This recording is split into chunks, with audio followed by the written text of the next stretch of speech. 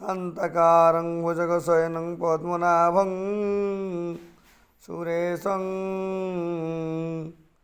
विश्वाधारं गगनसदृशं मेघवर्णं शुभांगं लक्ष्मीकान्तं कमलनयनं योगिर्विधानगम्यं वन्दे विष्णुं भवयहरं सर्वलोकैकनाथम्।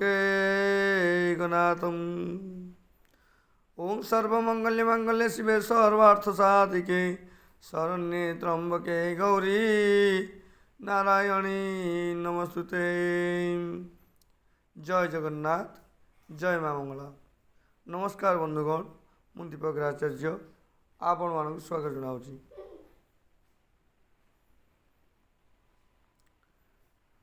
आज आम जाना जदि जन्मजातक मंगल दोष अच्छी तापर गोटे छोट प्रतिकारटे जनाऊँगी। आपण मैंने पालन करेंगे देखिए मंगल दोष किसी उपशम हो। तेणु प्रतिकारटे हूँ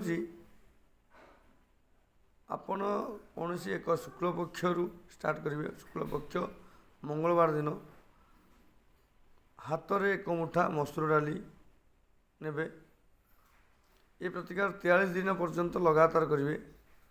बही जाऊा नदी किंबा नाल स्वच्छ पानी हो से जगह आपण जो एक मुठा मसूर डाली ने आपण प्रवाहित करदे।